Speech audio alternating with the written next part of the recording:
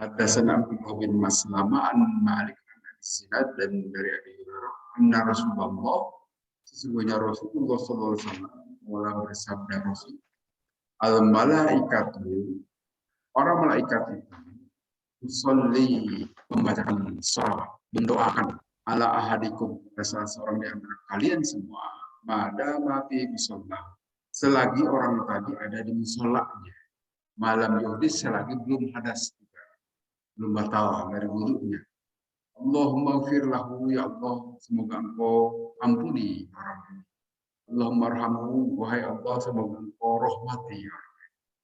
La yazalu terus-terusan ahadukum salah seorang di antara kalian di sholatin dalam posisi sholat.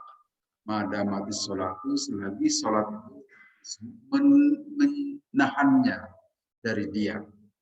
La yamna'u tidaklah dia mencegah kepadanya ayat qalibahil ahli kembali kepada keluarganya illa sholat kecuali sholat. Hadis sudah berulang kali sebelumnya disampaikan yang di sini memberikan pesan kepada kita. Hadis ini diulang-ulang, bentuknya sama, diulang-ulang oleh Imam Bukhari supaya ini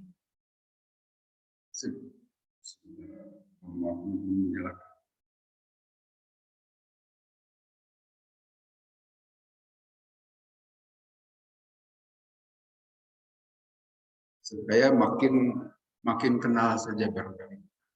Jadi silahkan tetap berada di tempat sholat, di musolanya. Musola di sini maksudnya tempat sholat kita. Malam lagi belum hadas, jangan beranjak dari tempat. Ini yang selalu saya sampaikan, nggak usah pindah ke belakang.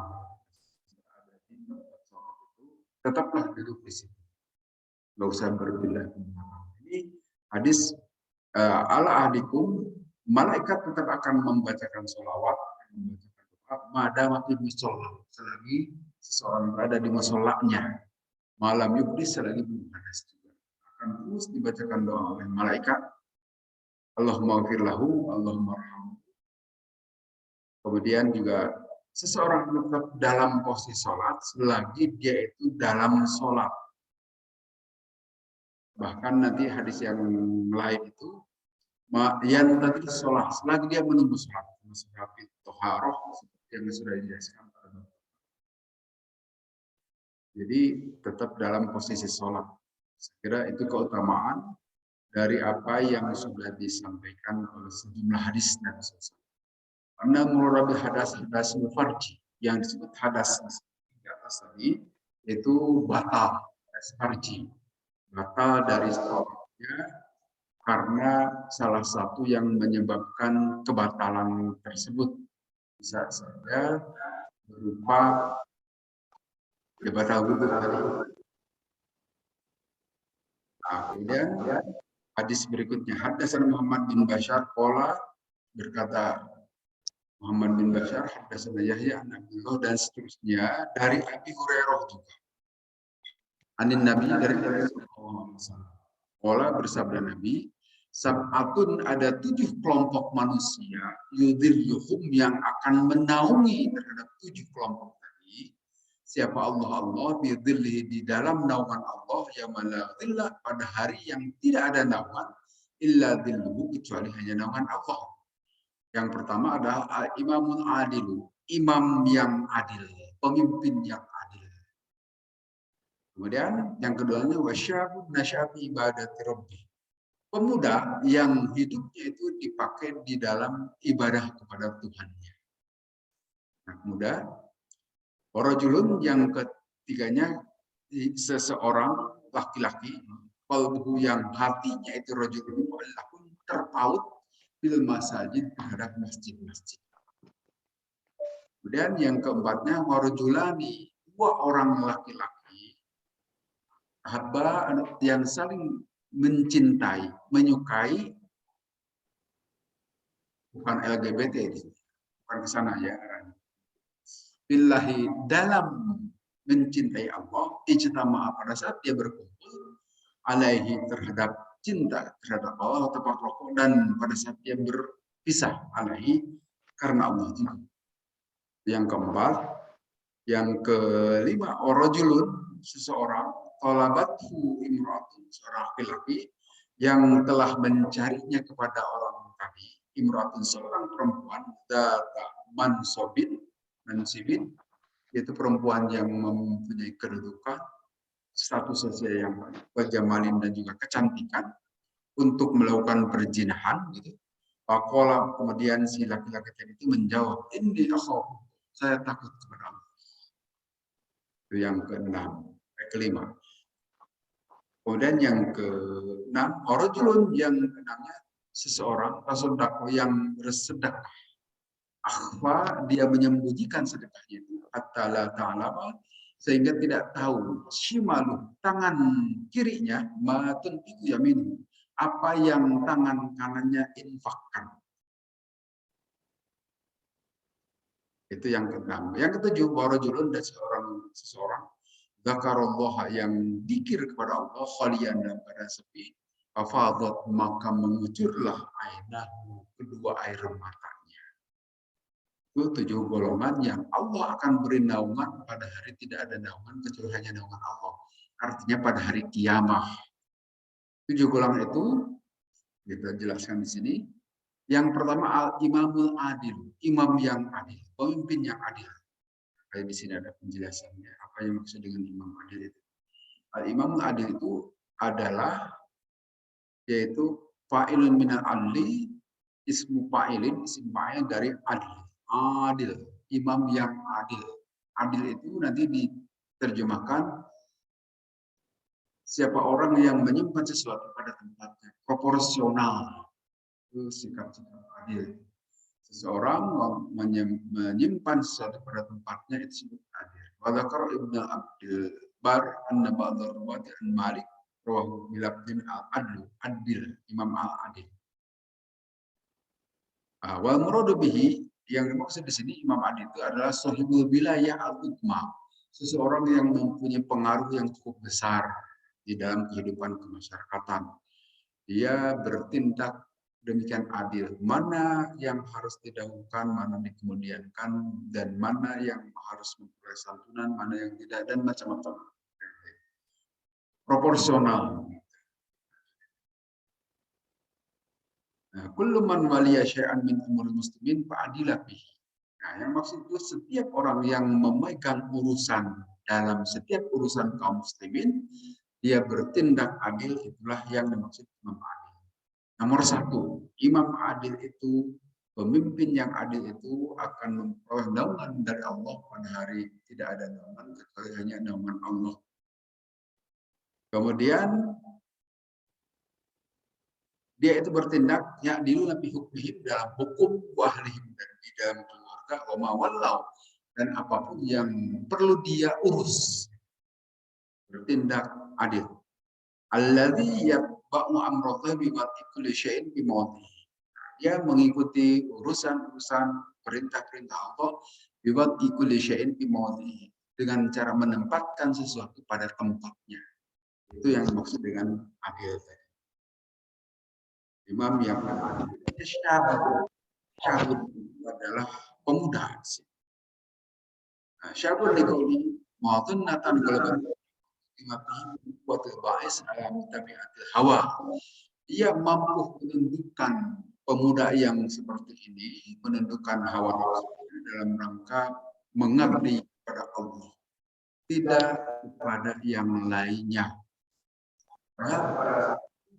Masih wajar, masih muda, dia tidak melakukan pengabdian kepada Allah, toh dia masih memiliki potensi untuk nangkring di jalanan misalnya, itu masih wajar.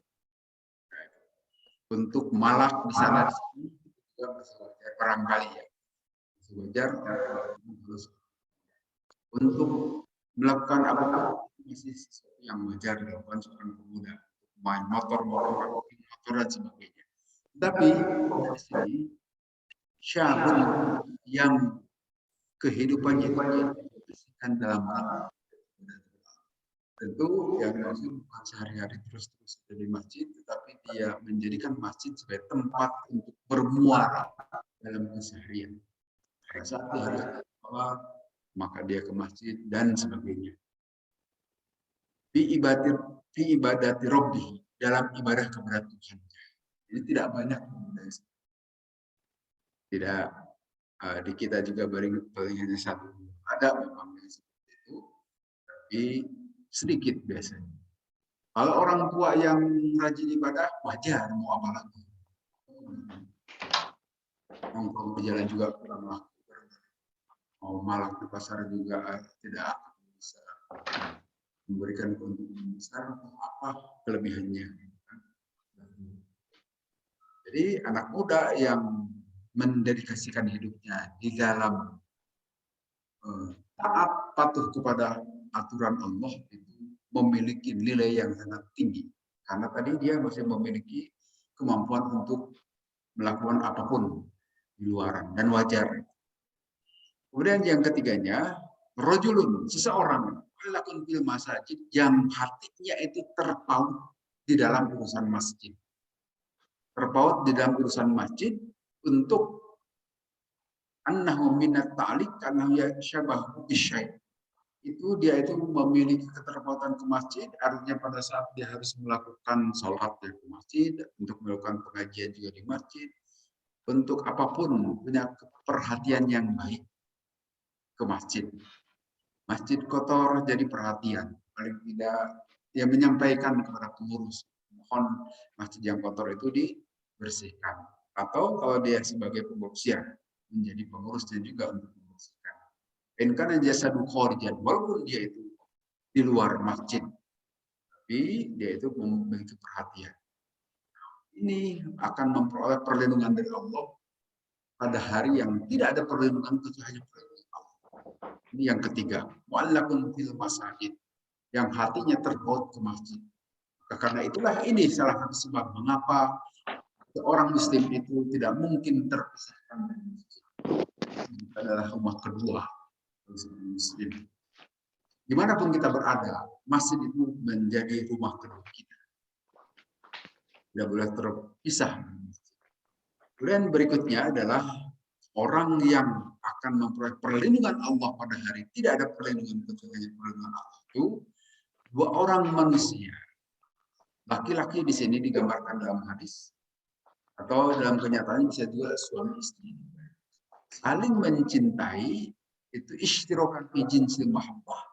Karena Allah ijtama pada saat berkumpul ala dzalika wa tafarraqu dan juga harus berpisah alaihi karena Allah juga. Saat bersama-sama karena Allah saling mencintai, menyukai. Demikian juga pada saat berkumpul dan juga bisa antar para sahabat. Sahabat di antara kita, antara laki-laki atau antara perempuan. Tapi persahabatan itu didasarkan kepada karena Allah. Itu tidak gampang juga.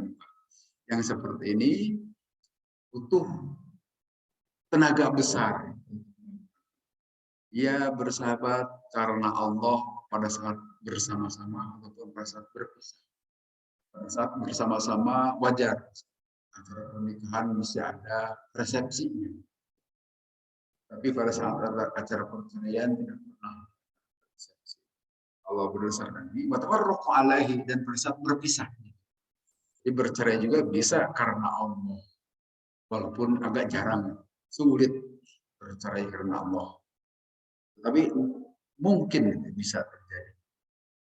Kemudian yang berikutnya adalah seseorang warajulun talabatu dzatu mansabin. Seseorang yang mencari kepada orang tadi itu, seorang perempuan yang memiliki kedudukan, memiliki kemampuan dan macam-macam, tetapi dia itu menolak terhadap ajakan. Ini seorang laki-laki. Ini yang terjadi selama ini justru laki-laki yang suka kejar perempuan. Yang disebutkan di dalam hadis ini kebalikannya. Jadi seorang laki-laki yang dirayu, yang akan diperkosa oleh seorang perempuan yang memiliki sejumlah kedudukan, tetapi dia menolak dengan alasan ini akhafu. Saya sesungguhnya takut kepada Allah. Itu alasannya itu yang tidak gampang. Bukan karena impoten. Kalau impoten mah ya wajarlah. Tapi yang menjadi alasan saya mampu bisa melakukan, tetapi saya tidak mau melakukan. Nabi Yusuf alaihissalam. Itu juga cerita jarang-jarang.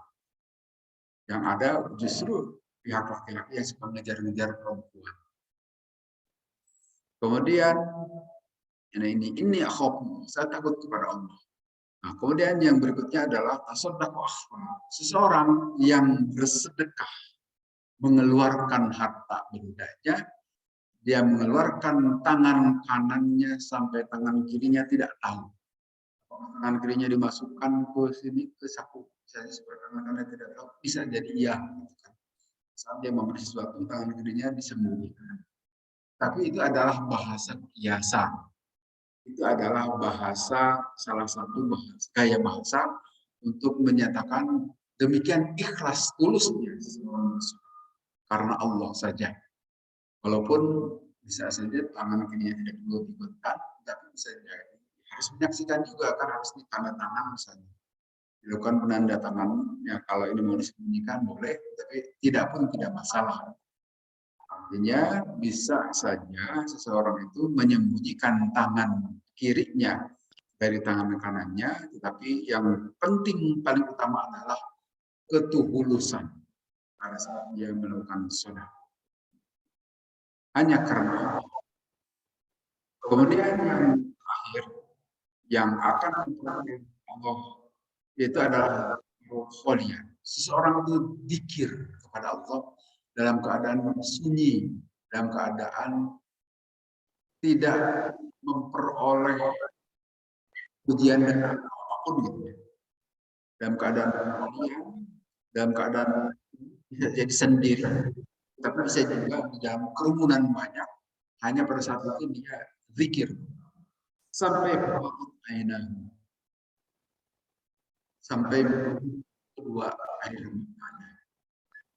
Bisa jadi pada saat karena Sayyidina Abu Bakar suka sampai nangis saat menerima. Walaupun ini jarang juga. Nah, itu adalah tujuh orang yang akan memperoleh perlindungan Allah pada saat tidak ada perlindungan, tidak ada naungan kecuali hanya naungan Allah. Itu hadis yang menjelaskan. Kemudian yang Haddatsana Ismail Ahmad qala suila, ditanya Anas bin Malik, hal salam khotaman, apakah Rasulullah pernah mengambil khotam, pernah mengambil cincin Ali? Qala, maka menjawab Sayyidina Anas, betul Rasulullah pernah mengambilnya. Lailatan, mengakhirkan satu malam salat Isya ya syabril ini sampai setengah malam. Sebab malam Rasulullah kembali kepada kami semua biwajhin Rasulullah pada masuklah setelah terjadi Isya. Apalah maka bersama Rasulullah sholat siapa manusia Orokodu dan tidur orang-orang manusia dalam dajjal terus-terusan mereka makin dalam muntadoro dan selagi dia menunggu untuk sholat walaupun dalam keadaan tidur. Oleh maka Anas ini andru melihat si khotim ini terhadap kilauan atau kilauan cincin Rasulullah SAW. Sebagaimana kita Rasulullah itu suka pakai cincin itu sekalian sebagai stempel yang tulisannya itu seperti yang di bendera-bendera ini. Itu katanya tulisan Rasulullah yang suka dijadikan stempel pada saat dia mengirim surat tugas itu dikasih stempel seperti itu. Nah, waktu itu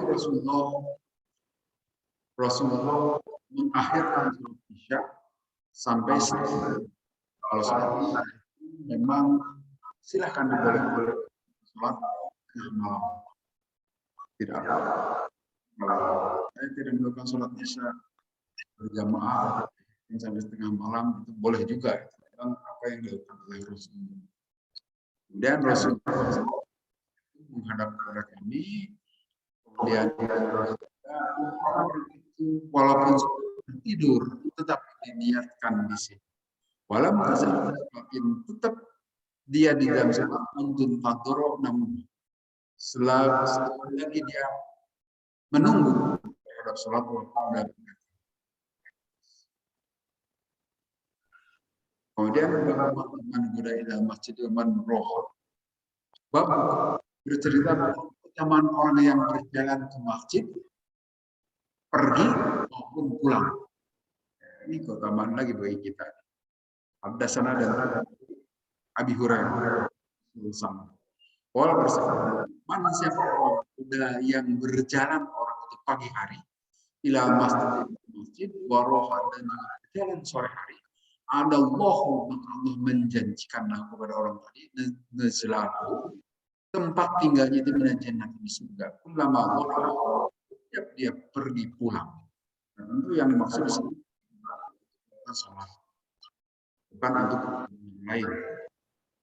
Dan tadi yang maksud bukan hanya pagi petang dan pengertian sholat aja atau asar tapi yang maksud adalah keseluruhan kita melakukan sholat. Ulama Allah itu ligodwat umur setiap pagi dan sore. Wadhul hadis dan maksud hadis itu usul fadli liman atau masjid mutlakon. Perihal keutamaan seseorang yang memperoleh kebaikan, keutamaan bagi orang yang mendatangi masjid mutlakon secara mutlak. Artinya kapanpun. Tapi maksud bisa subiman yakini ibadah. Tentu yang maksud di sini untuk tujuan ibadah, untuk sholat. Misalnya, sholat tentu adalah sebagai kepalanya, sebagai bagian utama dari ibadah itu. Kemudian hadis berikutnya.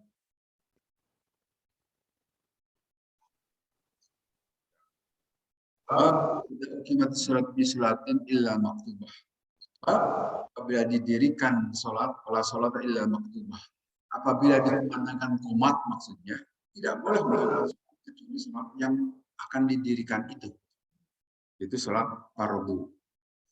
Haddatsana Abdul Aziz dan seterusnya dari Malik bin Buhainah.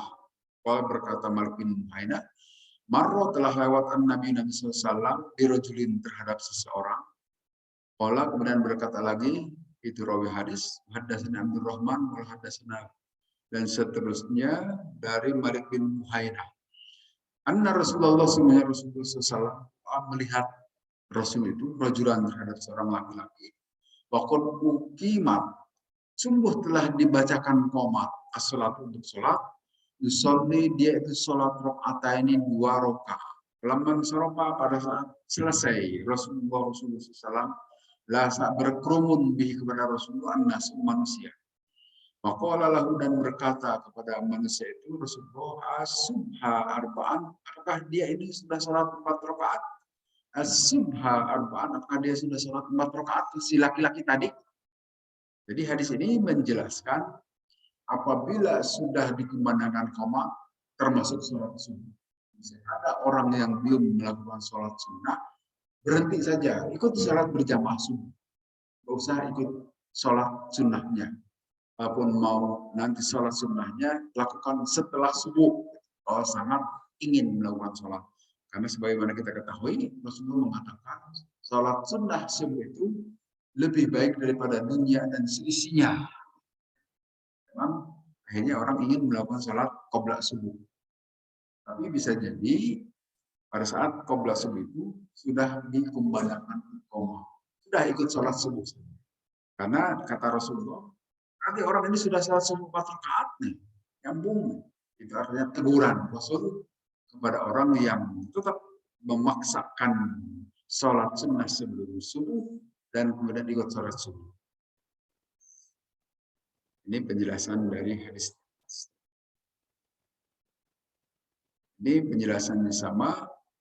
Di sini apabila telah dikumandangkan qomat, idza akhadha al-mu'adzinu bi iqamah fala salat. Apabila seorang mukim, seorang muadzin maksudnya, dan mengumandangkan koma, kalau sholat tidak boleh sholat yang lain kecuali sholat yang dipardukan itu yang akan didirikan. Kemudian masih lanjut di bab hadil maridi ayyashadal jamaah. Bab patokan seorang yang sakit ayyashadal jamaah untuk tetap hadir berjamaah. Haddatsana Umar bin Hafs dan seterusnya. Lamma maridho, pada saat sakit, siapa Rasulullah SAW marodohu, itu sakitnya alladzi mata bihi, yang menyebabkan wafat beliau dengan sakitnya itu. Fahadharat, maka saat itu telah hadir sholat. Azina, maka Rasulullah memanggil. Faqala, kemudian beliau berseru, Buru Abu Bakrin al-Yusalli bin Nas, perintah oleh kalian itu Abu Bakar. Hai keluargaku, maksudnya kepada istri-istri beliau, perintahkan Abu Bakar supaya menjadi imam bagi orang-orang. Bila maka diucapkanlah kepada Rasulullah, Abu Bakar rajul asifun. Abu Bakar itu seseorang laki-laki yang asifun, yang gampang keluar air mata dalam ini kalau membaca ayat-ayat Quran. Idza qama fi maqamik, apabila Abu Bakar berdiri di tempat engkau, lam yastati ayyusalliya bin nas, tidak akan mampu salat beserta manusia, menjadi imam. Ini nanti disebutkan yang berkata seperti ini Siti Aisyah, istri Rasulullah. Wahai Rasulullah, Abu Bakar itu tidak mampu menjadi imam menggantikan engkau karena dia itu terlalu cepat tersentuh sambil nangis kadang-kadang membaca Quran. Ada Pak Adu mengulang Rasulullah, Pak Adu mengulang juga para istrinya begitu. Wah, jangan Abu Bakar, nanti tidak kuat. Dan pada saat ketiga Rasulullah bersabda, Inna kunna sawahibus Yusuf. Kalian ini semuanya seperti sahabat-sahabat Nabi Yusuf. Muru Abu Bakrin fayusalli bin nas, perintah oleh kalian Abu Bakar fayusalli bin nas, maka silakan supaya menjadi imam beserta manusia. Kharaja, maka akhirnya Rasulullah akhirnya keluarlah Abu Bakar dan Abu Bakar. Fasallah, maka sholat Abu Bakar. Wajada, maka mendapati Nabi SAW min nafsihi khifatan. Nabi saat itu ada keringanan, sehingga beliau juga keluar yuhadai baina rajulain, menghadiri sholat berjamaah yang sudah dipimpin oleh Abu Bakar. Karena angguri lijilah itu khotani minal wajib. Beliau Rasulullah juga coba keluar untuk melakukan sholat berjamaah. Aroda, maka menginginkan siapa Abu Bakar ayat akhir untuk pindah ke belakang. Ma'a ilahi an-nabi, maka berisyarat pada saat ini Nabi SAW an makanak, tetaplah engkau di tempatmu. Jangan pindah. Tuma utia bihi hatta jalasat janibi, sehingga Rasulullah itu nanti duduk di sebelahnya Abu Bakar. Ilal Amash, makana, dan dikatakan kepada Amash, makana, dan ada an-Nabi SAW, yusolli, beliau sholat, Abu Bakrin dan Abu Bakar, yusolli sholat dengan sholatnya Abu Bakar, Nas, dan orang-orang yusollu, nah mereka ikut sholat di sholat Abu Bakrin dengan mengimam kepada Abu Bakar. Apola menjawab itu dalam hadis dengan kepalanya, nah betul, orang-orang mengimam kepada Abu Bakar. Bahwa Abu Dawud dan Syubah dan Amash dan seterusnya. Jadi ini cerita tadi babnya itu bab mengenai kehadiran sholat berjamaah walaupun dalam keadaan sakit. Rasulullah pada saat itu merasakan sakit yang sangat parah sehingga tidak mungkin beliau datang ke masjid. Pada saat itulah beliau meminta, tolong kasih tahu Abu Bakar supaya menjadi imam di masjid. Tapi orang-orang, para istrinya terutama di sini, jangan Rasul. Abu Bakar itu tidak bakalan kuat menjadi imam karena suka cepat nangis. Perintah yang lain, tapi Rasulullah tetap kekeh, perintah Abu Bakar. Perintahkan Abu Bakar sampai 3 kali. Nah setelah itu barulah para istri Rasul itu nanti memohon kepada Abu Bakar untuk menjadi imam. Dan Abu Bakar akhirnya mau menjadi imam. Tetapi pada saat sedang menjadi imam, Rasulullah merasa ada keringanan dari sakitnya. Jadi tetap walaupun dalam keadaan sakit ke masjid gitu. Nah, ini yang perlu jadi perhatian kita itu Pak. Pelajaran yang diperlukan bagi kita. Dalam keadaan sakit pun Rasulullah masjid pada sakit parah.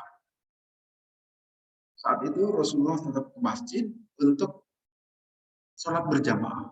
Tapi beliau tentu di belakang Abu Bakar. Hanya Abu Bakar, Sayyidina Abu Bakar itu mengetahui akan ada Rasulullah. Rasulullah datang juga. Dia mau mundur kata Rasulullah tetaplah jadi isyarat, pakai bahasa isyarat. Jangan mundur kau tetap menjadi imam sholat. Pada saat itu orang-orang tetap sholat beserta Sayyidina Abu Bakar. Dan Rasulullah juga ikut. Beliau mendampingi di sebelah Abu Bakar.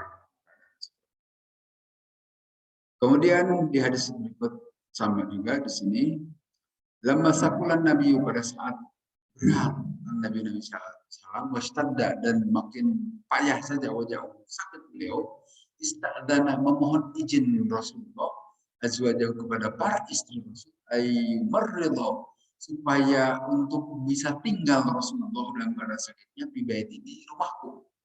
Adinna maka mengizinkan para istri Rasulullah kepada Rasul. Fakhraja baina rajulaini maka keluar Rasulullah dengan dipapah oleh dua orang laki-laki. Takhuttu rijlahu al-ardh yang melangkah kedua kaki Rasulullah di muka bumi. Maka baina Abbas wa rajulin akhar. Dipapah oleh dua Abbas bin Abi Thalib ini pamannya, tapi paman yang lebih muda. Paman tapi lebih muda dari Rasul.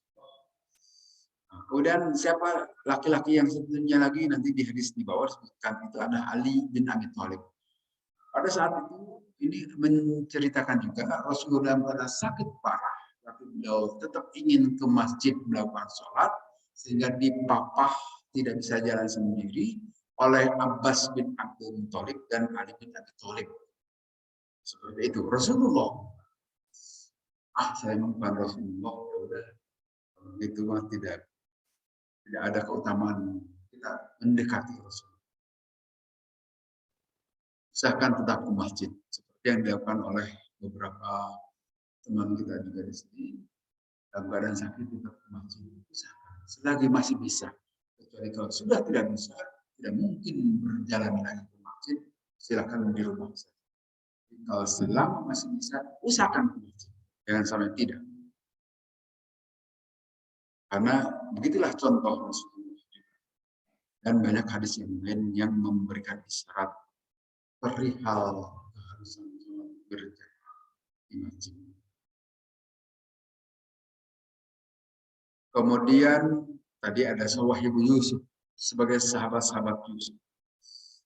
Tadi Rasulullah kan kepada para istrinya, kalian kasih tahu itu Abu Bakar sudah menjadi imam terhadap orang-orang yang sudah di masjid. Para istrinya Abu Bakar itu seorang yang enggak lemah tapi mudah tersentuh dengan bacaan. Kata Rasulullah, kalian ini gimana sih? Sawahibu Yusuf seperti para sahabatnya Nabi Yusuf dalam arti itu tidak mau mengutarakan apa yang sesungguhnya di sini. Bagaimana para sahabat Nabi Yusuf juga seperti itu Sawahibu Yusuf bin hari hilaf bima batin, tidak mau menampakkan apa yang ada dohir dengan batin itu dibedakan. Jangan begitu. Walaupun itu juga adalah perilaku kita juga. Tidak mau menampakkan apa yang ada di dalam pikiran kita. Mafil batin, apa yang di dalam batin. Kemudian masih ada beberapa hadis. Panjang ini penjelasannya. Hadis yang berikutnya, babul rukhsah bil matar. Bab mengenai rukhsah keringanan pada keadaan hujan. Wal illati ayyusal dia fi dan untuk melakukan sholat bi rohli di rumahnya atau di kendaraannya. Haddatsana Abdullah bin Yusuf qala akhbarana Malik an-Nabi annabna Umar adzana. Sesungguhnya Ibnu Umar itu adzan bis salat untuk melakukan sholat bilayatin pada satu malam data barodin pada saat malam yang dingin warihin dan penuh angin. Makola, kemudian beliau bersabda, ala usul birrihal.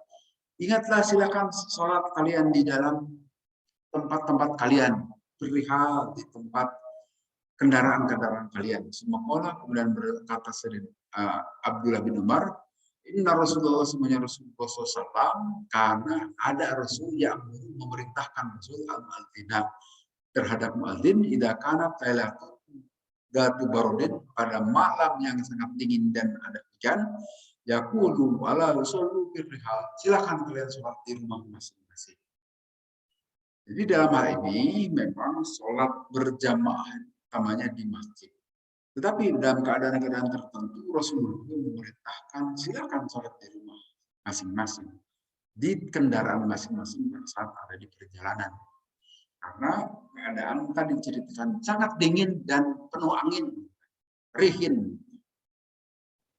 Silakan itu sholat di rumah masing-masing. Seperti pada saat kita ada musibah, lebih baik sholat di rumah masing-masing daripada sholat di masjid dijarang-jarangkan. Cuma tidak ada contoh. Ini sholat di rumah saja. Idza kana lailatun, pada saat ada malam itu datu barodin, pada saat dingin mamatorin dan hujan. Sallu birrihal, silahkan sholat di tempat masing-masing, di kendaraan. Ada sana Ismail dan seterusnya dari Muhammad bin Ar-Rabi al-Ansari. Inna Itban bin Malik, karena pada satu waktu Itban bin Malik ya qaumahu, mengimami kaum, wahwa a'ma, padahal dia itu dalam keadaan a'ma, tidak lihat. Karena tidak lihat dalam arti buta, matanya buta. Karena ada semuanya itu Itban bin Malik itu qala berkata dari Rasulullah kepada Rasulullah SAW, ya Rasulullah, wahai Rasulullah, inna takun adzulmah. Kadang-kadang malam itu gelap, wasailu, dan juga peci. Karena rajulun, aku ini seseorang berbasar yang terganggu melihatnya, tidak melihat. Rasulullah, ya Rasulullah, hai Rasulullah, sholatlah engkau fi baiti, di rumahku, makanan di satu tempat, at-tahidu musola, yang akan aku jadikan sebagai musola berikutnya. Waja'ahu, maka datanglah kepada Ibn itu Rasulullah SAW, maka bersabda beliau, aina tuhibbu ayin usolliya, di manakah aku yang kau suka aku sholat? Asyara, maka isyarat ban ila makanin ke satu tempat menabaiti dari rumahnya. Fasolat di tempat itu Rasulullah SAW. Ini menceritakan seorang yang buta dan rumahnya jauh dari masjid. Rumahnya jauh dari masjid sehingga saya itu kesulitan untuk datang malam-malam, tidak ada yang ngantar, dalam keadaan cuaca becek juga, jalanan becek, sedangkan penglihatan saya tidak begitu bagus. Bagaimana Rasulullah, mohon saya boleh sholat di rumah saja. Dengan kondisi seperti ini, Rasulullah memberikan izin kepada laki-laki ini. Kemudian, di mana aku harus sholat sehingga akan kau jadikan sebagai musola, tempat sholat itu. Rasulullah sholat di tempat yang diisyaratkan oleh Atban atau Ibban bin Malik, kemudian itu dijadikan musola. Tetapi pada satu kesempatan lain, Rasulullah berkata juga kepada Abdullah bin Maktum yang rumahnya tidak terlalu jauh dari masjid. Dan itu muadzin Rasulullah. Pada saat Rasulullah, saya tidak ada yang ngantar ke masjid ini, sehingga saya kerepotan kalau datang ke masjid. Bagaimana? Oh, boleh buka sholat di rumah. Itu kata Rasulullah. Tapi kemudian Rasulullah bertanya lagi, bentar Abdullah bin Maktum, kau dengarkah suara adzan dari masjid ini? Oh, kedengaran Rasulullah suara adzan. Tetap kau harus datang. Jadi seperti itu. Yang masih dengar suara adzan dari masjid, wayah mau ke masjid. Apalagi adanya sekarang pakai pengeras suara. Yang rumah-rumah yang nempel itu kedengaran. Ini mohon perhatikan, ini perintah Rasul. Kemudian hadis terakhir. Babun hal yusolli al-imam biman hadara. Wal yakhthub yaumal jum'ah fil madhar. Apakah seseorang imam itu tetap harus sholat dengan orang yang tetap hadir ke masjid dan tetap dia membacakan khutbah pada hari Jumat pada keadaan hujan? Sini disebutkan haddatsana Abdullah bin Abdul Wahab, qala haddatsana Muhammad bin Zaid, qala haddatsana Abdul Hamid dan seterusnya. Sami itu saya mendengar Abdullah bin Al Haris dari Abdullah bin Haris, qala berkata Abdullah bin Haris, khotbana telah membacakan khutbah pada kita Abbas biyamin dirun pada satu hari Amaro maka memerintahkan itu Abdullah bin Abbas al-Madinah kepada Muadzin lamma balawo pada saat sampai Muadzin itu hayya 'alas shalah, katakan hayya 'alas shalah. Ola berkata itu Muadzin kul as-salatu rihal, salatlah kalian di rumah masing-masing atau di kendaraan masing-masing. Nadhara ba'duhum bila ba'din, melihat sebagian kepada sebagian yang lain, akan nahum ankaru seolah-olah sebagian para sahabat yang hadir saat itu mengingkari perintah itu Abdullah bin Abbas tadi. Maka berkata sebagian tadi, karena kum ankartum, Abdullah bin Abbas, seolah-olah kalian itu mengingkari terhadap apa yang aku perintahkan. Hadza ini, inna hadza semuanya perintah hal ini itu Allah telah mengerjakan. Man yaitu orang, dua orang itu khairun lebih baik minni daripada yaitu Rasulullah maksudnya. Rasulullah telah memerintahkan yang lebih baik daripada aku, itu sholat di rumah kalian semua pada saat ada gangguan hujan. Innaha azamat. Sesungguhnya itu adalah azmah, sesuatu yang boleh dikerjakan biasa, azimah, ada azimah, ada rukhsah kan istilah. Azimah itu suatu perbuatan ibadah kepada Allah yang dilakukan sebagaimana biasanya. Sedangkan rukhsah itu adalah keringanan yang bisa dikerjakan ibadah itu di luar kebiasaan. Ini karih itu an ukhrijakum, dan aku karih itu aku tidak enak kalian untuk keluar pada hari Jumat ini. Silakan di rumah kalian aja tetap dengan cara sholat duhur. Kalaupun itu tidak dilakukan khutbah, sholat duhur. Nah, di sini dari Hamad an Asim dari Ibnu Abbas, annahu qala semuanya Ibnu Abbas itu berkata, kari itu immakum. Aku khawatir tidak mau mengimami kalian. Tadusuna atina ila ruqabikum. Nanti kalian bisa kotor-kotor sehingga tanah itu bisa mengotori kalian semua pada kendaraan-kendaraan kalian. Sudah di kendaraan masing-masing saja, di rumah masing-masing. Jadi dalam hal ini, dalam keadaan-keadaan tertentu silahkan tidak di masjid. Tapi itu jika ada halangan yang sangat besar, misalnya hujan sangat lebat, atau ada halangan-halangan yang lain. Dan ini kita ketahui pada saat keadaan zaman Rasulullah, keadaannya berbeda dengan kita sekarang di Indonesia. Ya, kemungkinan keadaan di Indonesia itu lebih cenderung untuk tetap melakukan sholat di masjid. Walaupun pada keadaan boleh silakan.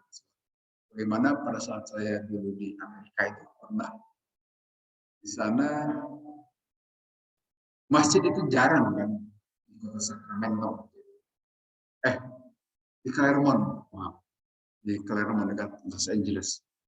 Masjid itu jarang sehingga untuk datang ke masjid itu jauh, jaraknya jauh dan pakai mobil. Pada saat itu terjadi hujan lebat, imamnya itu memberikan petunjuk kepada kita semua.